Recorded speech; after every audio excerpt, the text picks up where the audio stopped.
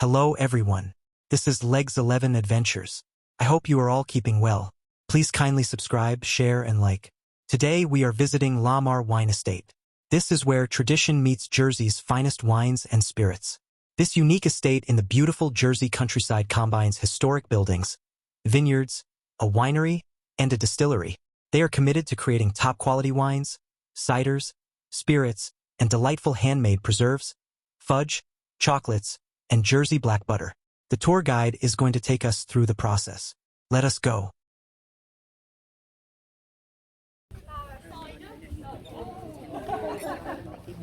Oh, do you? Oh, great. Oh, good.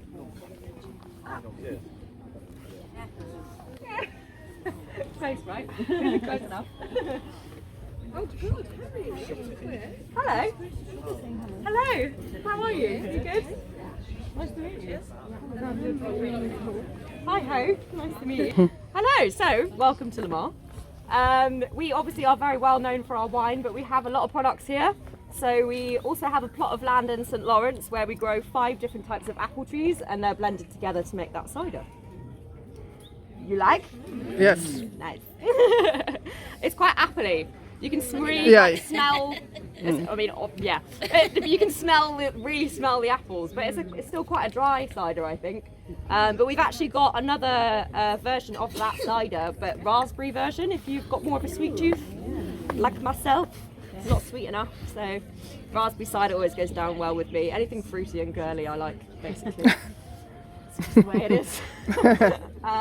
Just to give you a brief idea of how the tour is going to work today, I'll give you a brief history. I won't chew your ear off too much, don't worry, because we want to get you in that wine tasting room, of course. So I'll give you a brief history. I feel like I've got Elsa in the background. Yeah. Amazing.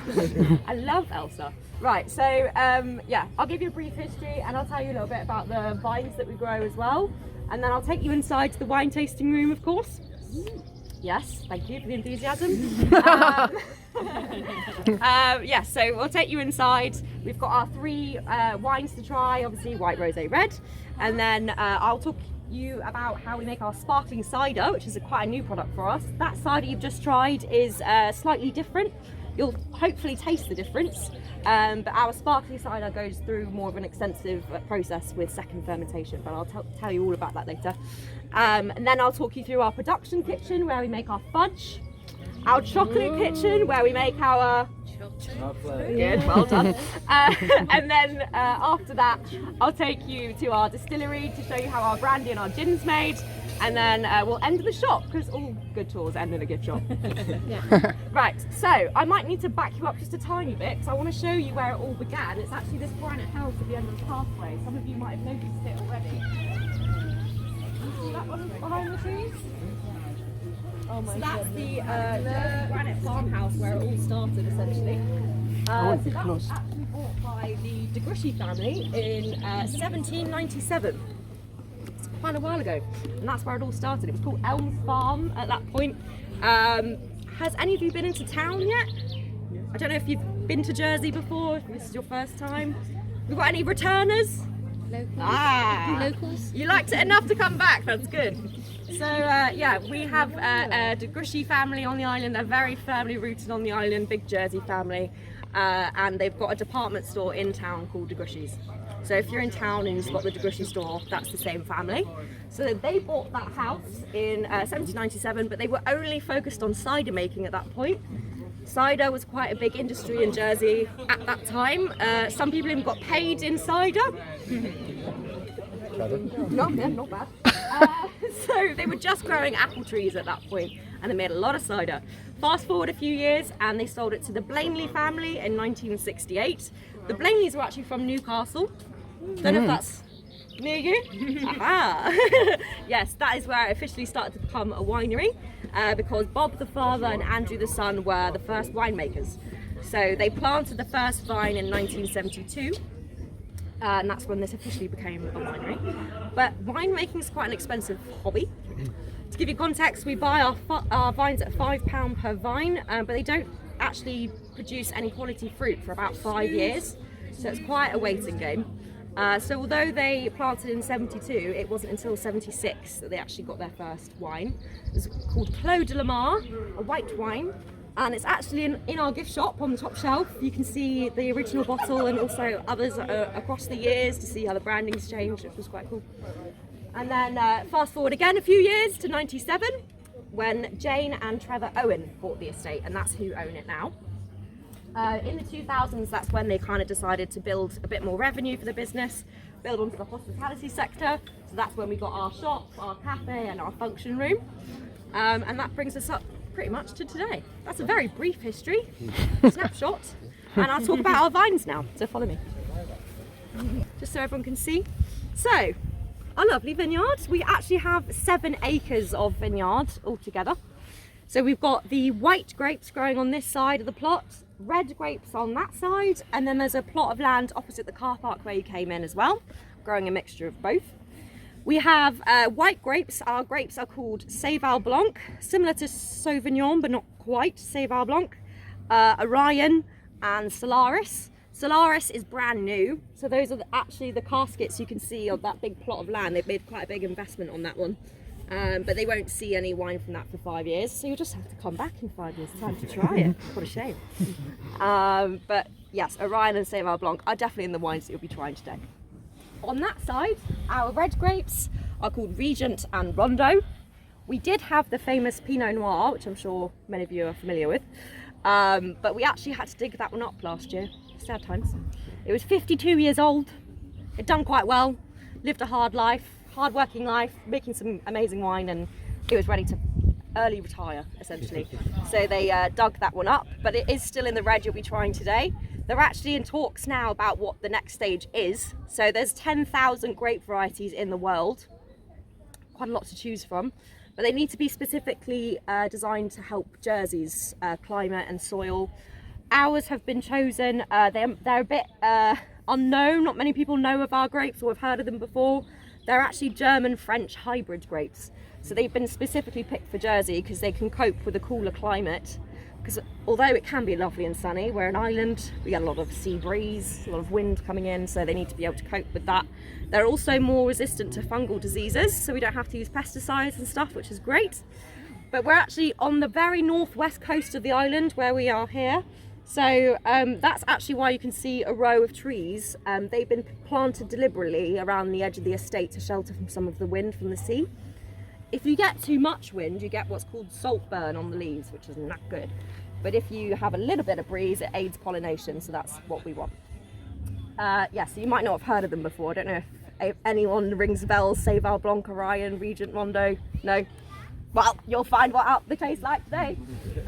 So to give you an idea of how our calendar year works, we start obviously January and February, not much growth going on, it's winter, it's cold, it's miserable.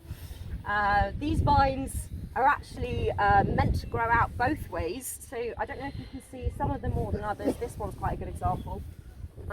January and February is kind of when they're talking about experimentation and how they're gonna grow the grapes this year, but this year they've decided to do what's called a single guyote. The vine normally grows out both sides, that's called a double guyote, but this year they've decided to prune one side back and keep the focus on the one side, which is the single guyote. And essentially that's hopefully means that they'll be less crowded, so there'll be more air circulation. So they're just kind of seeing how it goes.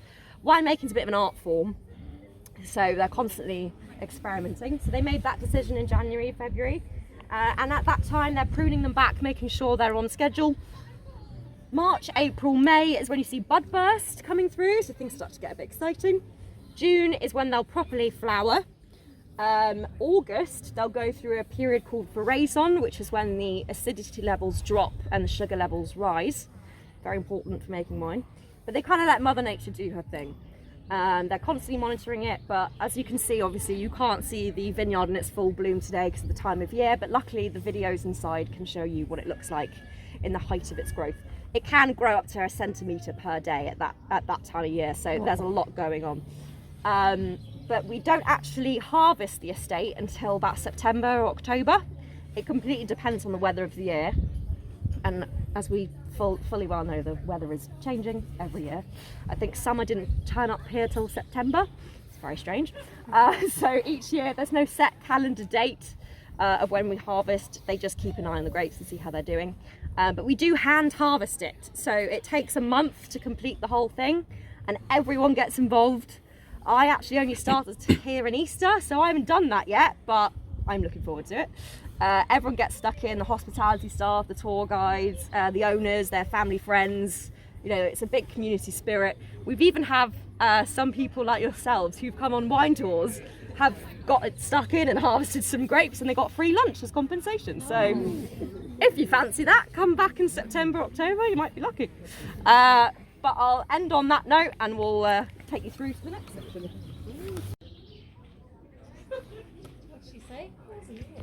What does that mean?